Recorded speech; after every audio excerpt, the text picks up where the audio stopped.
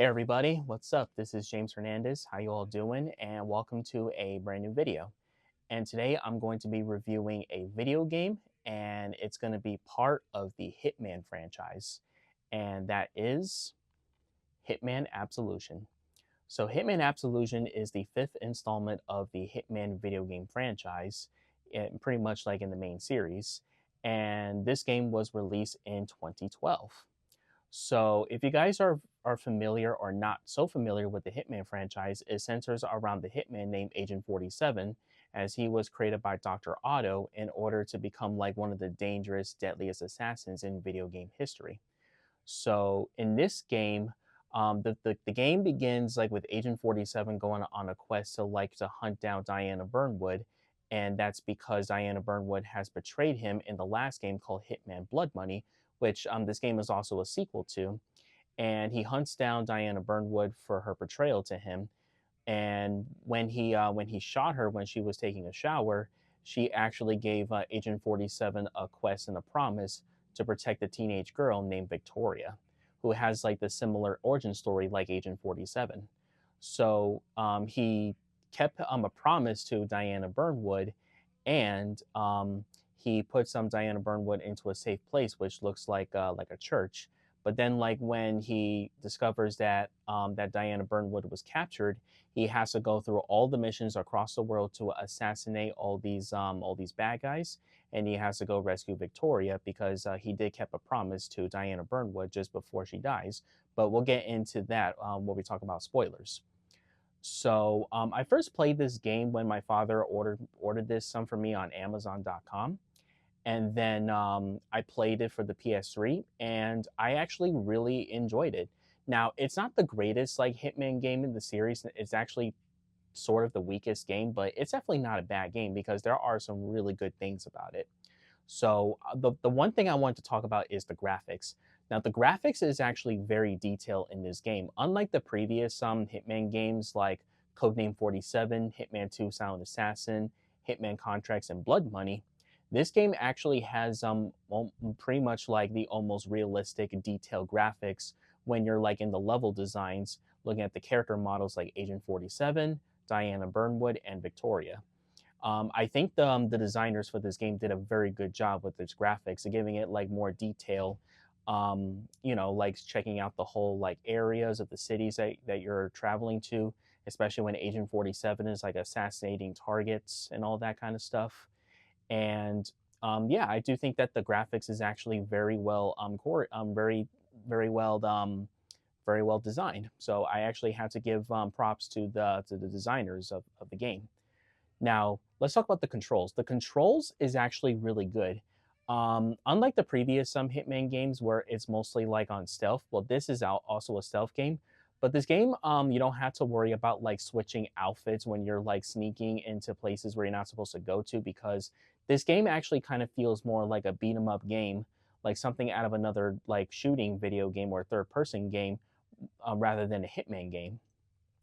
And yeah, I thought the controls was actually very good when you move Agent 47 and then you press like the buttons in order to like switch weapons or move him or run, and like take the assassins out when he was sneaking behind enemies.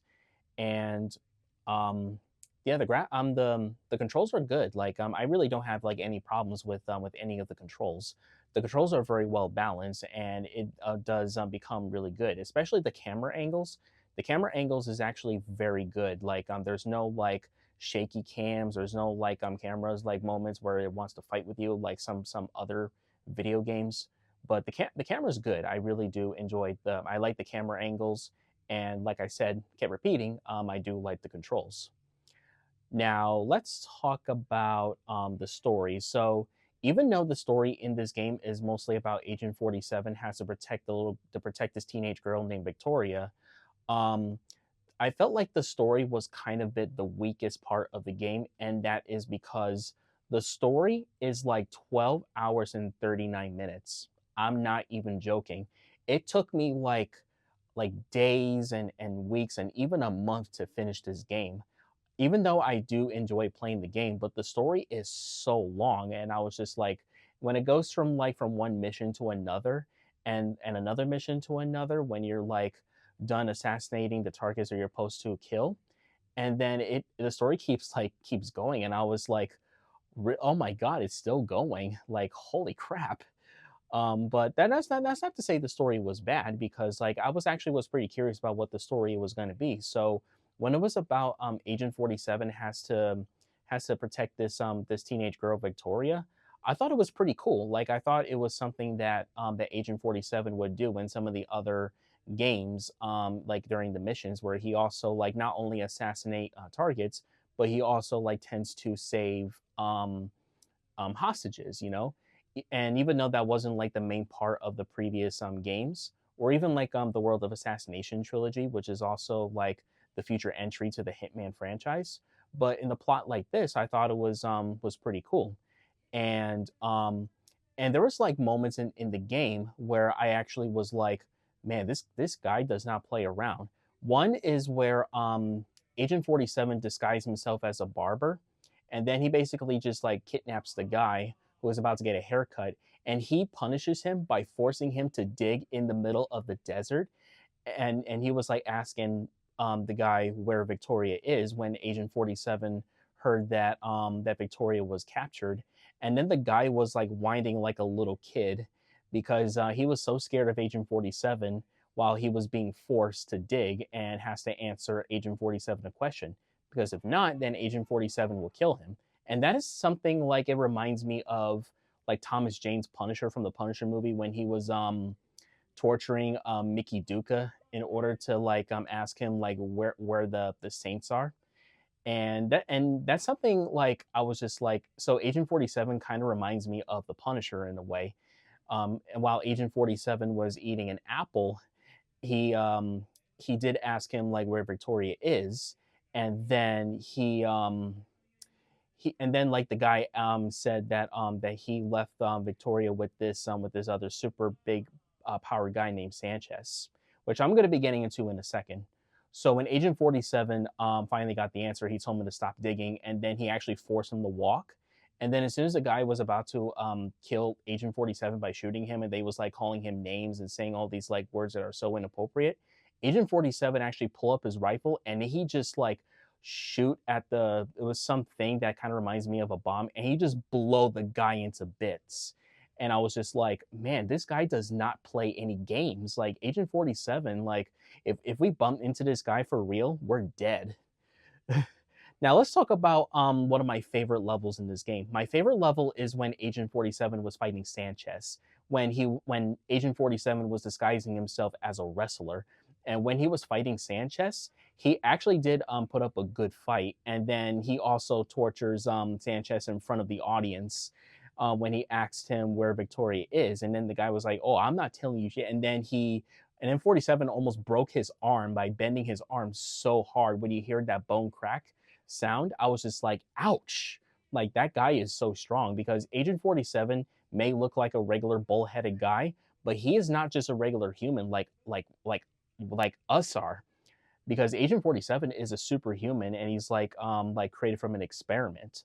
And this guy does not mess around. So after when Sanchez finally answered 47 where Victoria is, Agent 47 actually threatens him by saying, "You know, I can't let you live." And then these two continue to fight. And then Agent 47 gets on top of Sanchez's shoulders, and he twists his neck about like 180 degrees. And that's where the guy is dead. And then nobody was gasping. They were just like rooting for 47. And that was crazy. I was just like, holy crap. Like, what the hell, 47? What is your problem? Um, so by the end of the game, when Victoria was captured by some crazy guy, Agent 47 actually tends to eliminate the guy really quick when he was sneaking behind him, and then he just strangled him with the fiber wire. And then Victoria is saved, and now we're gonna get into spoilers. It turns out like when we thought at the beginning of the game that Diana Burnwood was killed by Agent 47 because she betrayed him at the end of Hitman Blood Money, it turns out that Agent 47 didn't actually kill Diana Burnwood. It turns out that Diana actually faked her death the whole time. When I did the research and played the game and realized that Diana Burnwood was alive, I was like, wait a minute, she faked her death the whole time? How did nobody or even I saw that? Like it's so ridiculous. Like so it's like Agent 47 just like I don't know, like did he just like pretend to kill Diana Burnwood? Like it is so weird. But it turns out that that Diana Burnwood is alive, and then she is now with Victoria, living peacefully with each other. And also, the game ends with Agent 47 was about to assassinate them, but then he decided to let those two live, and then he move on in his life, and that's where the game ends, basically. So, my overall thoughts on Hitman Absolution, I thought it was actually a very good game. It's not like the best entry into the series because it was more of like something like of a generic shooting type of game rather than being like a stealthy Hitman game. There were some stealth game mechanics like the previous and the as well as the follow ups to the Hitman series. But it's still but I still think it's actually a very underrated game. It's like I said, it's not the greatest Hitman game. It is definitely the weakest in the series, but I still really enjoyed it. So if you guys first play Hitman Absolution and didn't like it at first, you might want to replay it again. I would definitely would recommend this up to Hitman fans. And if you really like a Hitman game where it was kind of like where Agent 47 was going to rescue someone and then he basically just like killed off like all the enemies like in Jason Voorhees style or even John Wick, then this is the game that I would recommend that you should go check out. So definitely play this game. I'm gonna give Hitman Absolution a 7 out of 10. I really liked it. It's not the best Hitman game in the world, but I don't think it deserves to be overlooked. I do think it deserves to be recommended as being like an underrated gem into the series. So definitely go check out this game. Go to GameStop, go buy it. So guys, that is my review for Hitman Absolution. And if you guys are a Hitman fan, if you play any of the Hitman games, what is your most favorite Hitman game and what is your least favorite? Let me know in the comments below.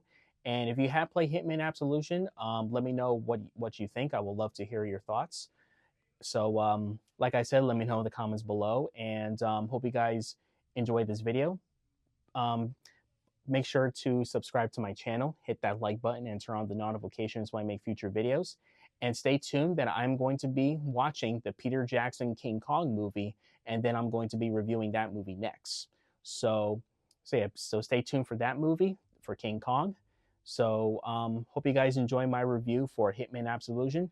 This is James Hernandez by ending this video by showing you this little Agent 47 minifigure that was brought by my dad. So take care, everyone. Have a good day.